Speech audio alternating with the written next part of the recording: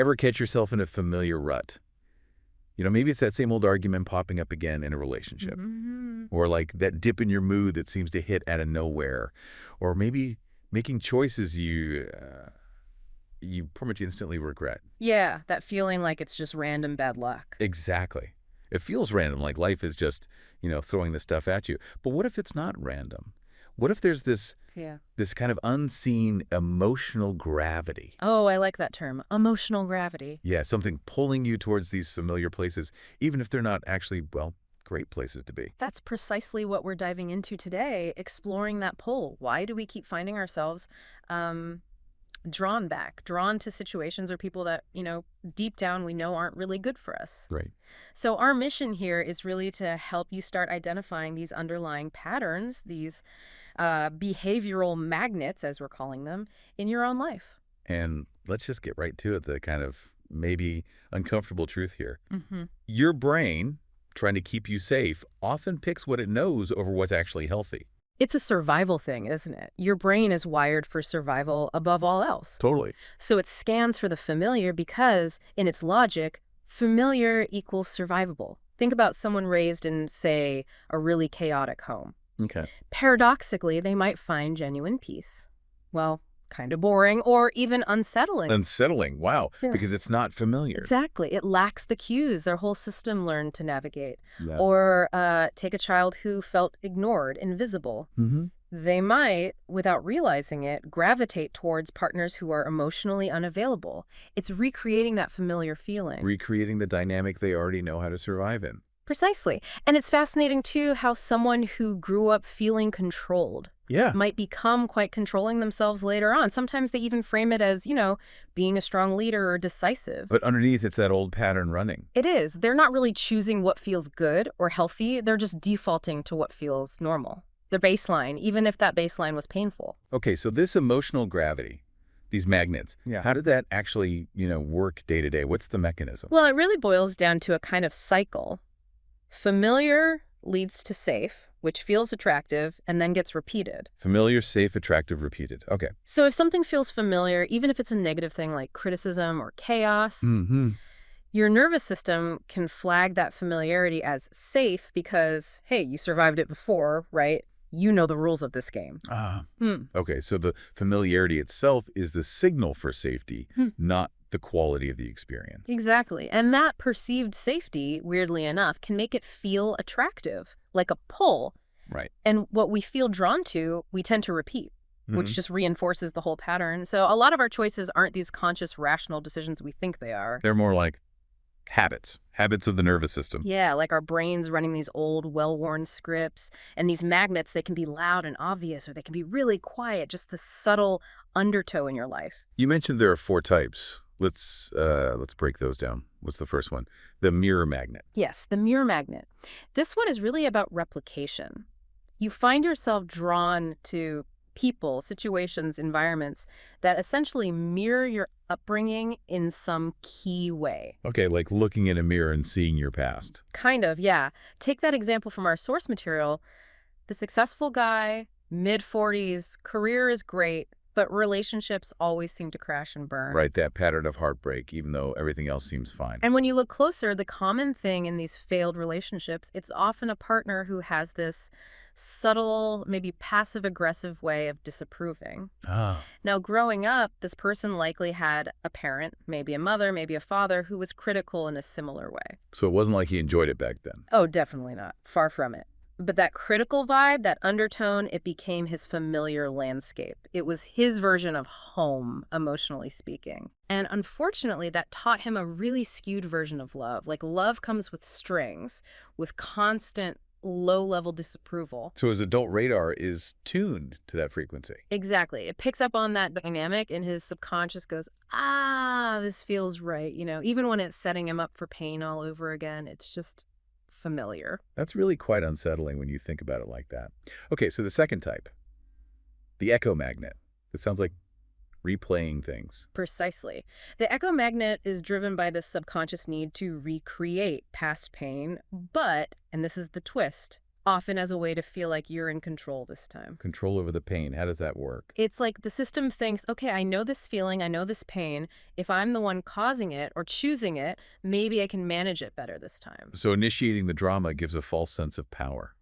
Kind of, yeah. Think about someone who experienced a lot of unpredictability as a kid. Okay. As an adult, they might unconsciously stir up drama or chaos in their own life.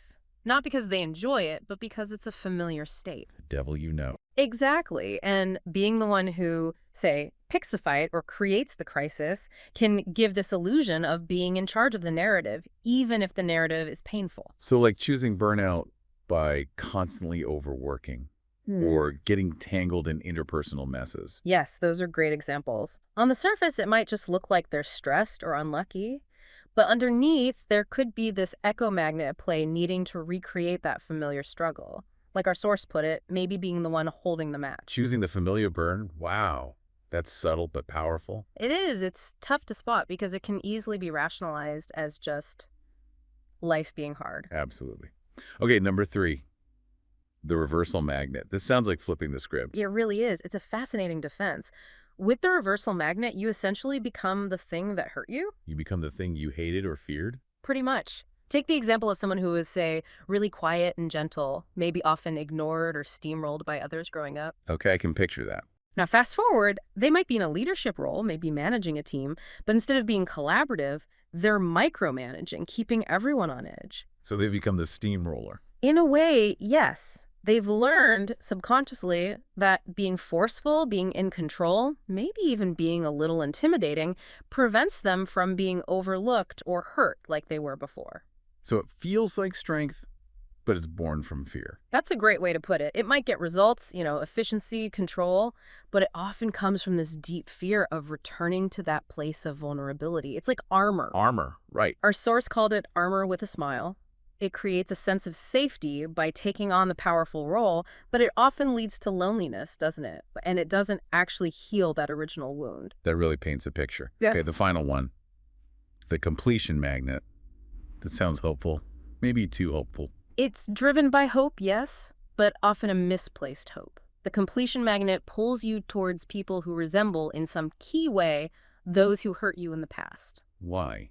What's the Yeah. pull there? The unconscious desire is often to finally get the love, approval, or healing you didn't get back then. Or sometimes it's about trying to fix this new person, hoping that fixing them will somehow retroactively fix your own past. Okay. Like trying to rewrite history through a current relationship. Exactly. Think about that person we know, maybe brilliant, kind heart, tons of potential, Yeah. but they keep falling for partners who are chaotic, maybe emotionally volatile or unavailable. Right. The fixer-upper relationship pattern. Precisely. And subconsciously, they might be trying to finally win the love of, say, a parent who is similarly volatile or distant. They're trying to get it right this time. It sounds exhausting, like running on a hamster wheel. It is. The source called it Groundhog Day with trauma. Mm. You keep replaying the same dynamic, hoping for a different ending. Oof. And the crucial warning here, the really stark takeaway is, you are not dating women or men. You're dating the hope that this time the monster becomes safe. Wow. That's blunt. It is. It highlights that you're driven by trying to resolve that old, unfinished business, not by what's actually healthy or real in the present. Okay, that's a lot to take in. That feeling, that intense pull we sometimes feel, it might not be chemistry or destiny at all. It might just be an echo of your oldest pain. So if we're caught in these patterns, these magnetic fields, how on earth do we start to, rewire things? Break free? Well, the very first step, and it sounds simple, but it's crucial, is just spotting the loop. You have to become a detective in your own life. Okay, detective mode. What are we looking for? Ask yourself this really direct question. What keeps happening? What pattern keeps showing up in my life, maybe in my relationships, my work, my mood, that I say I don't want? Okay, things I complain about, but somehow keep ending up in. Exactly. What do I say I don't want, but I somehow keep allowing or finding myself drawn into? Just start noticing those recurring negative themes, those familiar frustrations. Pay attention. Okay, so step 1, spot the loop. Get really honest about the recurring patterns. What's next? Step 2 is to try and name the magnet. Once you've identified a pattern that keeps happening, Yeah. see if you can connect it to one of the 4 types we talked about. Does this feel like a mirror of your childhood, Are you maybe echoing old pain, trying to control it? Or have I done a reversal become the thing I disliked? Right. Or is it completion? Am I trying to fix someone who reminds me of someone from my So past? putting a name to it, mirror, echo, reversal, completion. Exactly. Just giving it that label can start to take away some of its power. It makes it less like this vague, mysterious force and more like something specific you can actually look at. That makes sense. It objectifies it a bit. Yeah. Okay, so I've spotted a loop. Maybe named the magnet type. What's step 3? Step 3 involves tracing it back, trying to find the original source. And this usually requires some really honest reflection, maybe even some courage. Okay. What kind of reflection? There are 3 key questions here to really sit with. First, who taught you this was normal? Who, in your early life, directly or indirectly, modeled this dynamic or made it feel like just the way things are? Think about caregivers, family patterns. Okay. Who taught me this was normal? What's the second question? Second, whose love felt conditional? Conditional love. Yeah. Was there someone important whose affection, whose approval seemed to depend on you being a certain way, meeting certain expectations, suppressing parts of yourself? Right. Whose love came with conditions. Okay, and the third question. Third, and this can go deep, who in your life made you feel that safety itself had a cost? Safety had a cost. Like what? Like, did you have to be quiet to be safe? Or maybe always agreeable? Did you have to hide your real feelings or needs just to feel secure or avoid conflict? Wow. Okay. Who taught me this was normal? Whose love was conditional? Who made safety feel costly? Those are big questions. They really are, and answering them might stir things up. That's okay. That's part of it. So this leads into step 4. Yes. Step 4 is about exposing the lie. Recognizing that intense feeling, the pull, the chemistry, maybe even that dramatic spark. Yeah, the thing that feels so compelling. Exactly. Recognizing that it isn't necessarily a sign of true connection or your intuition guiding you well. Often, it's actually a trigger. A trigger from those past experiences we just uncovered. Precisely. It's activating those old wounds, those old patterns. So the question for this step is, what's the underlying lie? What's the unspoken belief about yourself or about love or about safety that you learned way back then and that you're still living out now through this magnetic pull? So that feeling I thought was passion might actually be my childhood trauma saying hello. It absolutely could be. Or that feeling of comfort might be the comfort of a familiar dysfunction. And this is really key. As you start to untangle this, actual peace, real calm, healthy connection, it might feel weird at first. Weird. How so? Well, if your nervous system is wired for chaos or drama or constant striving, Right. then genuine peace can feel boring, unfamiliar, maybe even unsafe, like something's wrong because it's too quiet. Like, uh-oh, the other shoe's about to drop kind of feeling. Exactly. Or this is too good to be true, or I don't deserve this. That feeling of discomfort in the quiet isn't necessarily a bad sign. It's not a sign that the piece is wrong. No. It's often just your system recalibrating. It's the feeling of the absence of that usual adrenaline or cortisol spike you are accustomed to. So the boredom is actually healing. It can be, yes. It's your nervous system learning a new, calmer baseline. And, if you find yourself thinking, oh God, this sounds like it will take forever, or resisting the process, Yeah, like this is too hard. that resistance is often just about avoiding that initial discomfort of change. Don't expect this shift to feel like sinking into a warm bath right away. Okay. Not a hot tub feeling. What then? It might feel more like withdrawal, like detoxing from something you didn't even realize you were addicted to, maybe the intensity, the struggle, the familiar pain you mistook for love or connection. Withdrawal. It's a strong word, but it makes sense. So, okay, this all feels huge. Where does someone practically start? Like today? The most powerful, simple first step. Just get honest with yourself. And, like our source suggests, try writing it down. Just writing. Yeah. Oh. Grab a piece of paper, a notebook, whatever. Start writing about those patterns you spotted. Explore those 3 questions about the source. Let the thoughts flow, even the uncomfortable ones. Don't censor it. Just let it out. Exactly. Just the act of putting it on paper, bringing those hidden dynamics out into the light where you can actually see them.